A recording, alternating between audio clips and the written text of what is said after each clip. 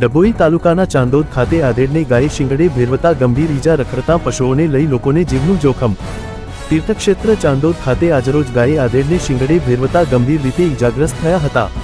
અવારનવાર રખડતા પશુઓના નગરજનોના જીવ જોખમાઈ રહ્યા છે, છતાં ચાંદોદ ગ્રામ પંચાયતના સત્તાધીશો દ્વારા પ્રજાની સુરક્ષા હેતુ કોઈ કામ કરાતું નથી।